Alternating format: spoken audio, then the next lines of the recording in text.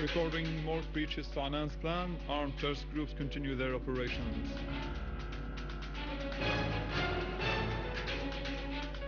Prisoners of occupied Golan are more steadfast and proud, defying Israel's oppression.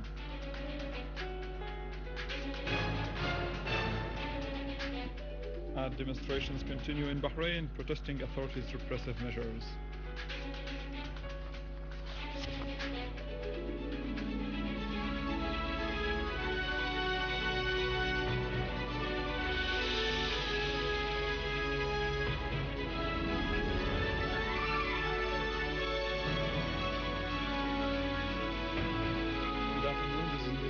From the Syrian television in Damascus. An armed terrorist group targeted an oil pipeline at dawn today. The pipeline belongs to Al Furat Petroleum Company near Abu Hammam in Deir Zor governorate. This caused the outbreak of a huge fire. An official source in the petroleum ministry told news reporters that the targeted 12-inch oil pipeline transfers crude oil from Al Tank field to the T2 station. The source stressed that the company stopped the oil pumping in the pipeline when the explosion took place, but the pipeline was full of oil, which resulted to the loss of 2,000 barrels to the fire. He pointed out that the production process was not affected by the explosion because the company has alternative lines which can be used till this one is repaired. The source clarified that the firefighters in the company managed to put out the fire after hours, as the maintenance workshops will start working on the pipeline to put it back online in the coming days. The armed terrorist groups also designated the diesel pipeline which comes out from the Homs refinery and goes to Adra in Damascus countryside on February 15th. On the 26th of March, they also targeted a diesel pipeline in Tel Daw in Homs countryside, causing the outbreak of a fire, and the specialized sites managed to control the fire. In Hama, a suicide bomber detonated a booby-trapped car he was driving near a law enforcement patrol protecting the road near Mardes Bridge. The explosion led to the killing of 2 law enforcement personnel, 2 civilians, and injuring 22 others. A source in Hama said that the terrorist drove his car right into the location of the law enforcement forces and detonated it, causing significant damage to the road, the bridge, and nearby private properties.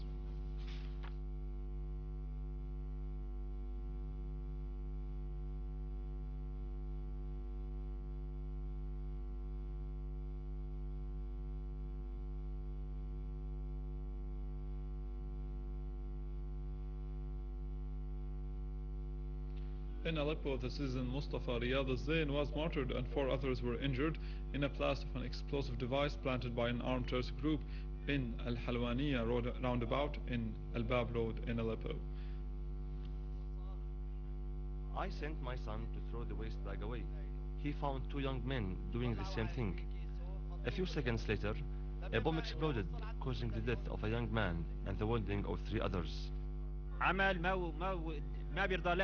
It is a terrorist act carried out by armed terrorist groups against defenseless citizens in Aleppo. They are criminals.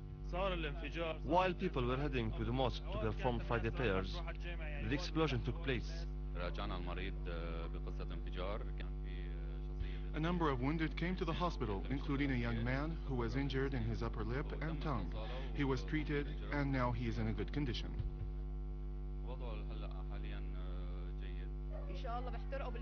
The regimes of Qatar and Saudi Arabia are providing terrorists with money and weapons. They declared this publicly. They sell oil for weapons to be sent to Syria to kill innocent citizens and destroy Syria.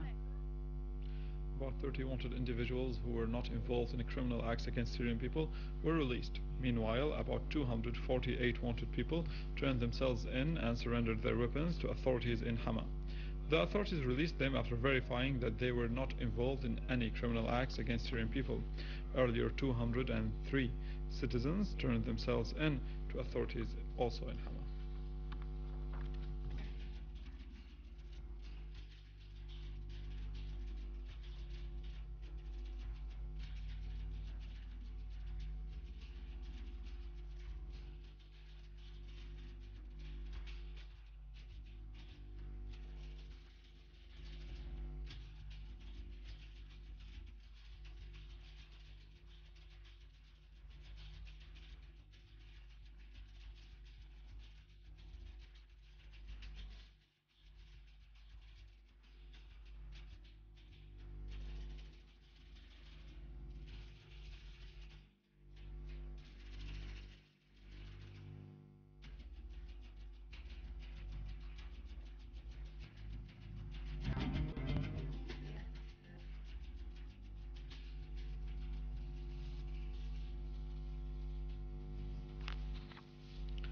Russian Foreign Minister Sergei Lavrov stressed that there are sides that want the UN envoy plan to fail, making it necessary for all parties to support the plan and the Security Council resolution that approved it.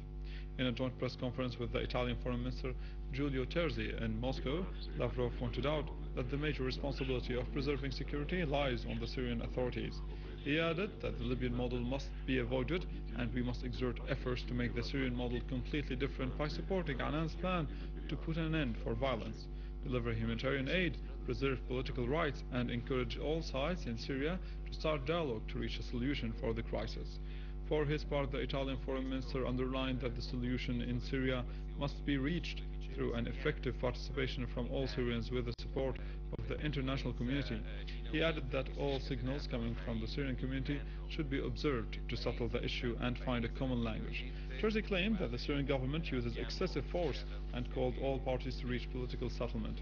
He pointed out that the Security Council is preparing a new draft resolution to send an expanded mission of international observers, considering this as a helpful factor in achieving stability and finding a political solution to the crisis.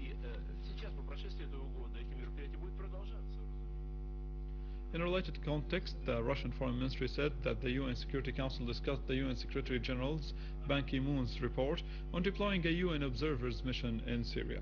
The report proposed deploying 300 military observers in the next few weeks, whose mission is to oversee the halt of all forms of violence by all sides.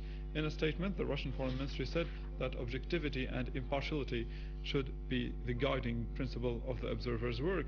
The statement clarified that the Syrian government will be responsible for ensuring the safety of the UN observers, indicating that the effective implementation of this mission is contingent upon the Syrian authorities and the opposition groups. The statement said that the initial observers team said that the Syrian side is cooperative and there have been no restrictions on their freedom of movement. The statement reiterated Russia's calls for all opposition groups and the Syrian government for a firm commitment to Annan's plan, affirming that Russia is determined to push ahead with efforts to reach a peaceful settlement to the crisis in Syria.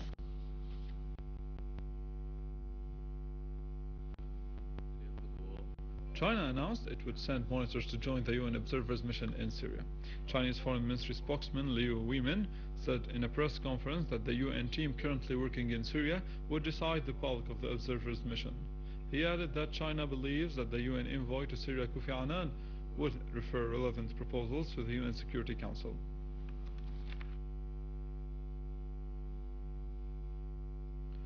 Russia, on the other hand, stressed that the EU's unilateral sanctions against Syria are rejected from the international law's point of view.